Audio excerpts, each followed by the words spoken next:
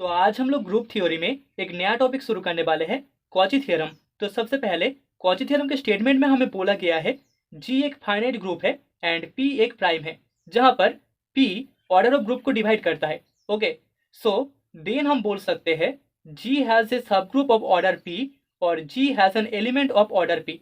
तो इस ग्रुप जी में हमें एक सब ग्रुप मिल जाएगा इस प्राइम पी ऑर्डर का, या फिर एक एलिमेंट मिलेगा प्राइम पी ऑर्डर का। Okay, that is the definition of Cauchy theorem. तो अभी हम लोग फाइनाइट एबिलियंट ग्रुप के लिए कॉची थ्योरम का प्रूव करेंगे। तो डेफिनेशन में हमें बोला गया है जी हमारे पास एक फाइनाइट एबिलियंट ग्रुप है एंड डी एक पॉजिटिव इंटीजर है, जहां पर डी ऑर्डर ऑफ ग्रुप को डिवाइड करता है। देन हमको शो करना है जी has a subgroup of order D. तो प्रूव में सबसे पहले हमें जो गिवन है उसको हम लिख लेंगे। So we have G is a finite abelian group. हमारे पास जी एक फाइनाइट एबिलियंट ग्रुप है, फाइनाइट एबिलियन ग्रुप, एंड यहाँ पर d एक पॉजिटिव इंटीजर है। d is a positive integer जहाँ पर d डिवाइड करता है ऑर्डर ऑफ g को। Okay, so let d equals to p1 into p2 and so on pk। क्योंकि d एक इंटीजर है जो कि पॉजिटिव है, तो d एक प्राइम नंबर भी हो सकता है या फिर एक कॉम्पोजिट नंबर भी हो सकता है। सो d इक्वल्स टू हम इसे p1 p2 and so on pk लिख सकते हैं, जहां पर where p1 p2 and so on pk are all prime numbers.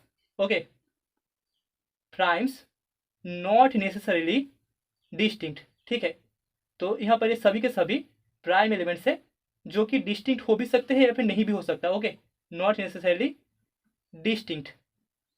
तो यहाँ पर हमें बोला गया है जो इंटीजर डी है वो ऑर्डर ऑफ ग्रुप को डिवाइड करता है, जो कि इंप्लाई करेगा order of group G equals to K D, जहाँ पर K is also a positive integer. यहाँ पर के भी एक पॉजिटिव इंटीजर है।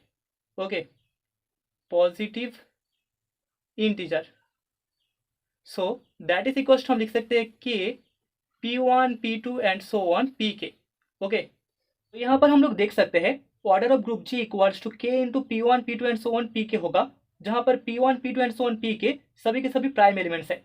सो हेयर हम बोल सकते हैं जो प्राइम p1 है वो ग्रुप के ऑर्डर को डिवाइड करेगा। Order of group is divided by p1।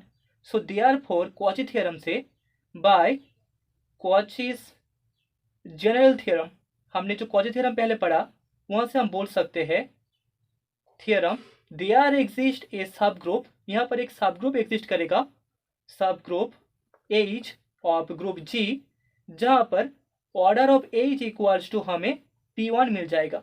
क्योंकि p1 ऑर्डर ऑफ ग्रुप को डिवाइड करता है, तो यहाँ पर एक सब ग्रुप एच एग्जिस्ट करेगा जिसका ऑर्डर इक्वल्स टू p1 होगा।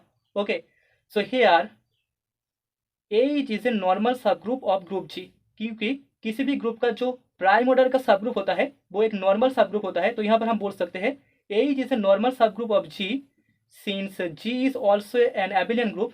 क्योंकि जी एक एबिलियन ग्रुप है, तो एबिलियन ग्रुप का भी जो सब ग्रुप होता है वो भी एक नॉर्मल सब ग्रुप होता है। तो यहाँ पर since G is an abelian group, तो यहाँ पर एच जी का एक नॉर्मल सब ग्रुप होगा।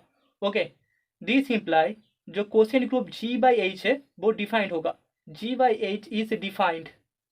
ओके, देयरफॉर हमें order of quotient group G by H equals to मिल जाएगा order of G divided by order of H.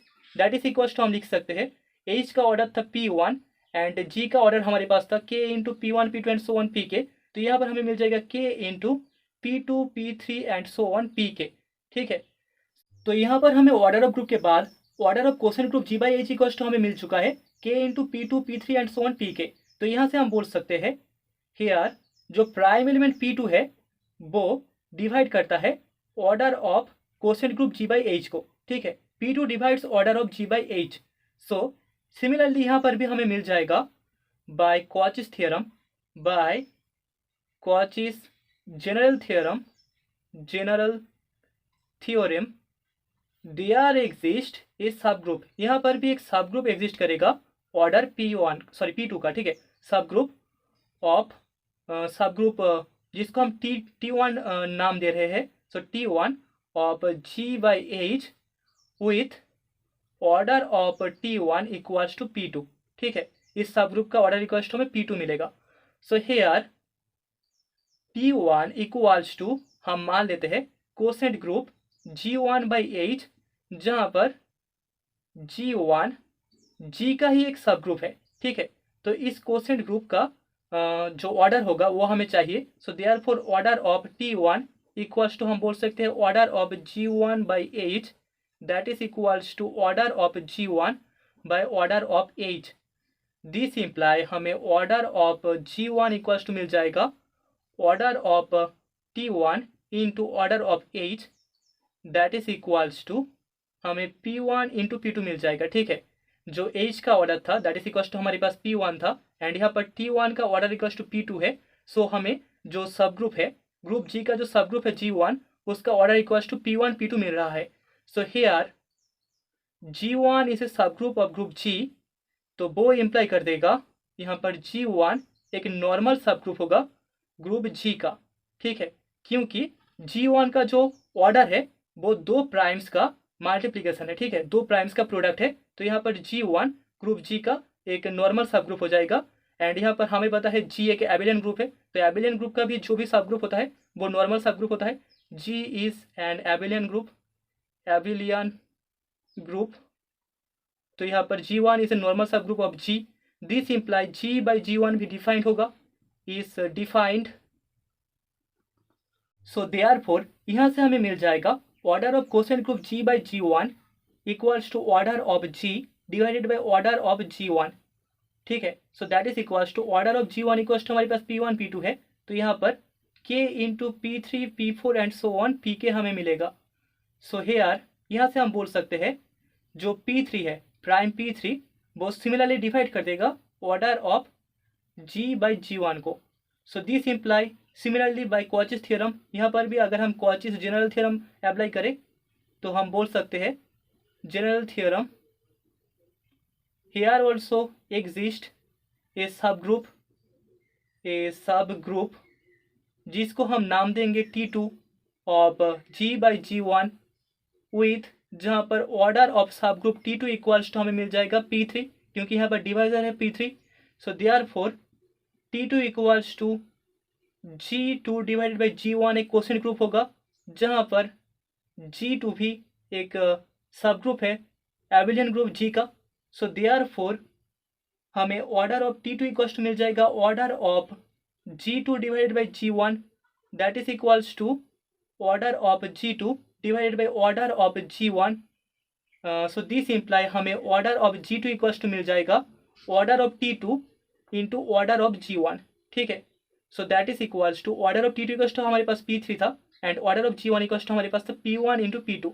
सो यहाँ पर हमें order of G2 equals to मिल चुका है P1 into P2 into P3। तो यहाँ से हम लोग बोल सकते हैं अगर हम इस प्रोसेस को फाइनाइट नंबर ऑफ स्टेप्स के लिए कंटिन्यू करें तो हमें एक ग्रुप G का सब ग्रुप मिल जाएगा Gk-1, जिसका order equals to P1 P2 P3 and so on Pk होगा, that is equals to the integer D। So hence हमने शो कर दिया G हैज ए सब ग्रुप, G में एक सब ग्रुप होगा जिसका ऑर्डर D होगा। ठीक है, G has a subgroup of order D। यहाँ पर D एक पॉजिटिव इंटीजर था जो ऑर्डर ऑफ ग्रुप G को डिवाइड करता था, जहाँ पर G एक एबिलियन ग्रुप है।